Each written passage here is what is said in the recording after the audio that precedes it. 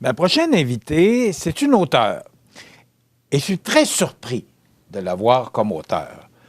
Parce que Thérèse Boucher, qui est avec nous aujourd'hui, a travaillé à CFEL dans le temps, lorsqu'on avait des studios à Lévis. Alors, on se connaît depuis très longtemps. Thérèse Boucher, bonjour. Bonjour. Comment vas-tu? Ça va bien. Puis je te remercie, Michel, de me donner la chance de parler de Maria. Ben, C'est comment je pouvais te refuser ça? Alors, c'est mon premier roman. C'est une suite, c'est une trilogie. Mais celui-ci raconte la vie d'une jeune fille de 14 ans. Écoute, Oui, là, je peux te le dire. Faut pas aller trop vite, là. Faut pas aller trop vite, Thérèse. D'abord, qu'est-ce qui t'a amené à écrire un livre? Avant de parler de l'histoire, là, Oui, qu'est-ce qui t'a amené là? Parce que, bon, tu étais une personne qui a passé ta vie dans les dans ventes. les communications. Dans les communications, mais dans le fond, dans les pour ventes ça. aussi. C'était dans la vente. C'est pour Oui. ça on dit dans les communications, mais en fin de compte, c'est dans la vente de publicité, dans les journaux d'affaires et aussi à CFL, en travaillant ensemble. Bon, puis c'était une bonne représentante, une bonne conseillère. Moi, j'ai Merci. beaucoup de bons souvenirs de toi. Merci, j'ai eu du succès. Mais qu'est-ce qui t'a amené à penser à écrire un livre?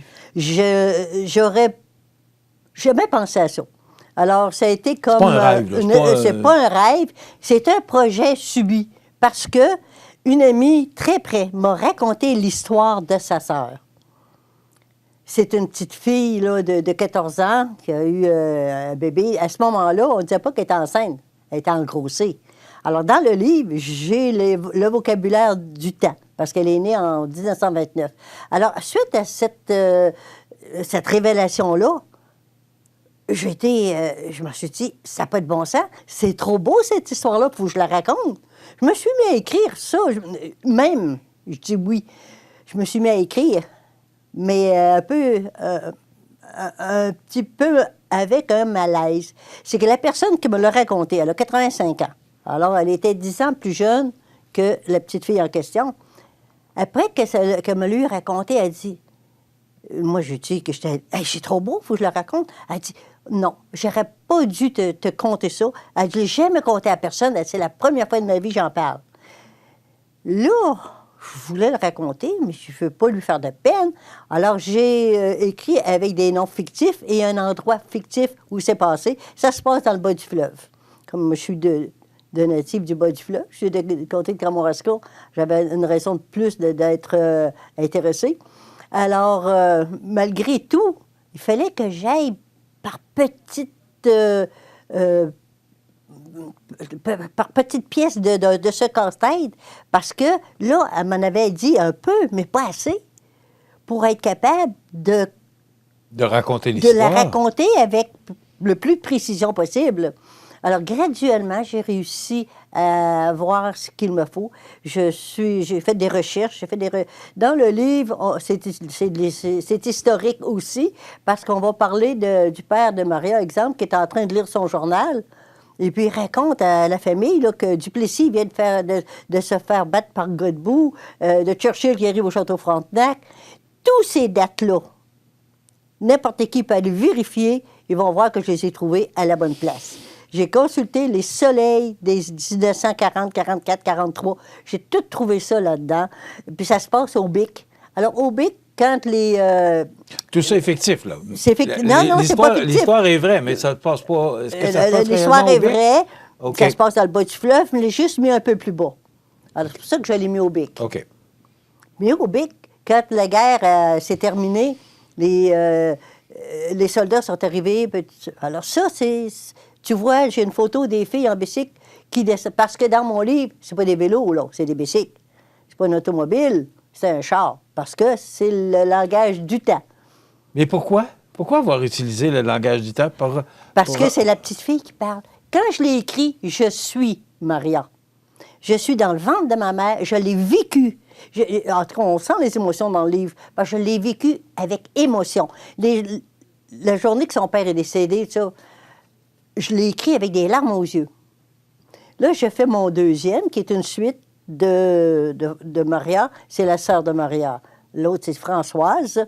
Alors, dans ce livre-là, le début s'approche de la vérité, si on veut. Mais ensuite, c'est de la fiction. Oh, mais quelle fiction! J'ai de l'imagination, c'est incroyable. Je me surprends, là. Je me surprends moi-même parce que...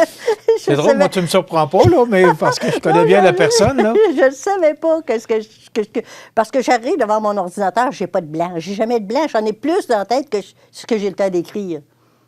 Parce que mon troisième, c'est Martine, la fille à Françoise. Mais je le fais vivre. Des choses... Oh, c'est incroyable, je me sens méchante des fois. Est-ce qu'on peut dire ton âge? Tu me permets-tu? Ah, bien sûr, parce que j'allais justement le mentionner, parce que pour moi, l'âge, ce n'est qu'un chiffre. À 82 ans, c'est mon premier roman. Et voilà, c'est pour ça que je voulais que tu le mentionnes. Là. Ben oui. Tu m'étonneras toujours autant.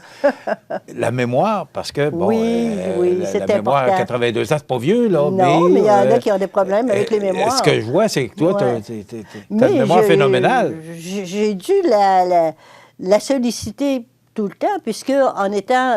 j'ai arrêté de travailler, j'avais 75 ans, quand j'ai arrêté de vendre de la publicité. À ce moment-là, il fallait avoir une capacité quand même de parler du produit et tout ça avec des clients. Alors, c'est ça. Malgré que ce que les personnes ont... S'il y en a qui ont le goût d'écrire, quel que soit l'âge, quelle que soit la formation académique que vous avez. Moi, je n'ai pas une formation académique très élevée. J'ai écrit avec des fautes. Mais il y a des gens qui sont capables de te corriger. Moi, je suis capable d'écrire une histoire parce que je la vis, l'histoire, quand je l'écris. Toutes les histoires, là, deuxième, c'est la même chose. Je vis l'histoire. Je suis le personnage. Je ne suis pas capable d'écrire sans faute parce que je ne le fais pas. Alors, à ce moment-là, c'est une personne qui m'a corrigé. Puis ça coûte un bras, mais c'est pas grave. Thérèse, dis-moi, raconte-nous comment... Bon, écrire un livre, tu le dis, tu as travaillé dans la publicité toute ta vie. Ouais. Est-ce que tu as trouvé ça difficile, les tournures de phrases, Bon, tu parlais de fautes, là. Ça, tout le monde fait des fautes. Oui, mais là, moi, j'en faisais plus. Mais tout le monde, mais moi, j'en faisais d'écrire plus. un livre, de rendre l'histoire intéressante, est-ce que tu as trouvé ça difficile? Est-ce qu'il y a des gens derrière toi qui t'ont aidé, à côté ou derrière, peu importe? Non, le logiciel qui aide le plus, c'est Antidote. C'est avec ça que je travaille. Alors... pour les fautes, là? Pour les mots, pour le tournures, bon. Mais à part ça, non, ça se fait tout seul. Pour moi, ça vient tout seul. Je m'en vais avec ça. Je commence à écrire, les mots sortent tout seuls. Ça vient... Je me surprends. Je suis très contente d'être capable de faire ça comme ça. Pour le premier Toute Maria, la première fois, parce que c'est la deuxième édition, parce que la première, il y avait des erreurs dedans, elle va passer au feu, je ne laisse pas sortir. Mais pour des tournures de phrases, ça, oui, j'avais une professeure de français de l'Université Laval qui m'a aidé. Maintenant, j'ai compris des choses. Je suis capable de le faire différemment. Je suis capable... j'ai pas de difficulté. Tu étais au Salon du Livre en fin de semaine à Québec. J'ai été qui a été un succès qui est encore... 5 jours on disait au Salon que du les livre allaient disparaître pour l'électronique, puis la version électronique. Et pourtant, aujourd'hui, on bat des records d'assistance. Le livre prend tellement de place dans la vie des gens. Comment le livre, tu l'as dans les mains. C'est pas pareil. Hein. Mais on a eu beaucoup de personnes. Ça a été une expérience extraordinaire. La première fois pour moi. J'ai rencontré des gens qui... parce que quand les gens passent, ils n'osent pas arrêter. Je leur dis, voulez-vous connaître Maria? Ils s'approchent. À ce moment-là, je leur raconte ça. Ils deviennent intéressés. Une a dit... à cause de votre âge, je vais vous encourager à partir avec un livre. Mais il y en a d'autres qui sont partis avec... qui est intéressant là-dedans. Là, entre autres, on a acheté 7 livres, ce monsieur-là, pour le distribuer à sa famille. Alors, pour moi, c'est...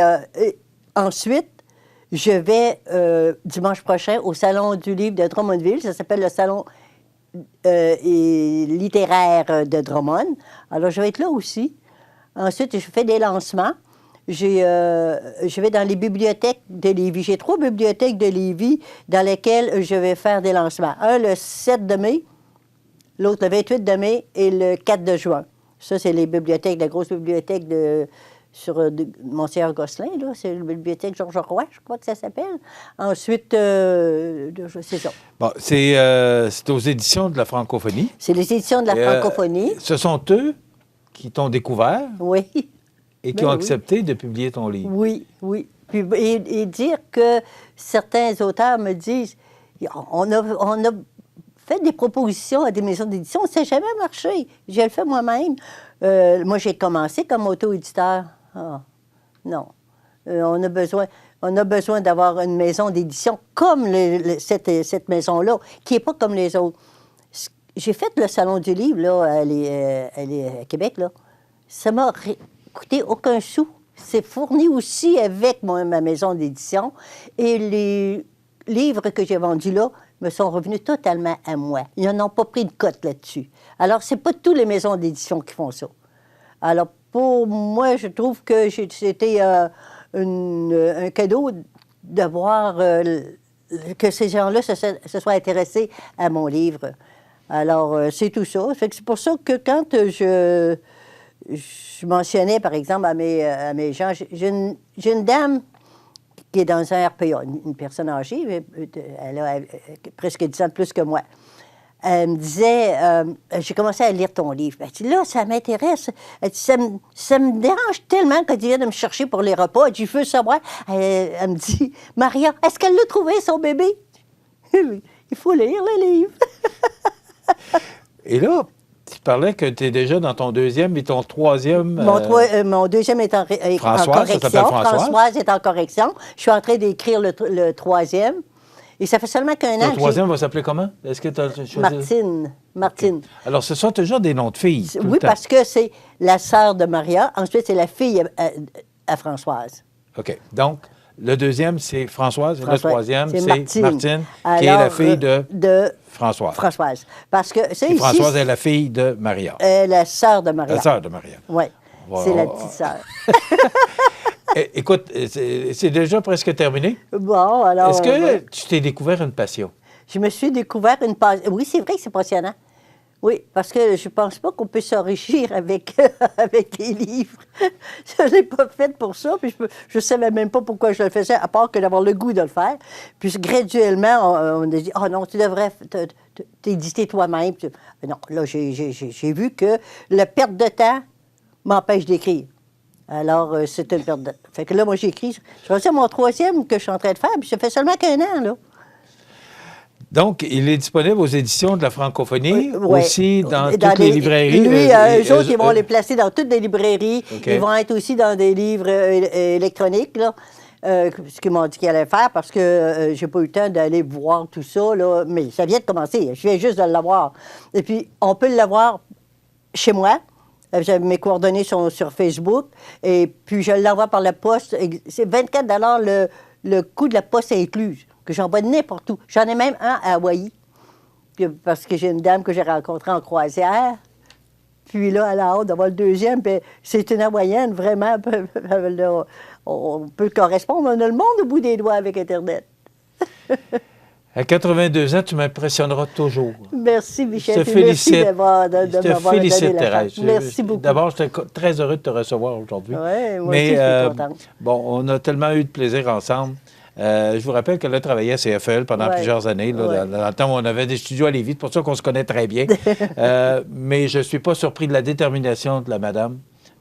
Et ça continue. Alors, merci beaucoup. Je te félicite. Donc, Maria, aux éditions de la francophonie, par la plume de Thérèse, Je revis ma vie et ma mort.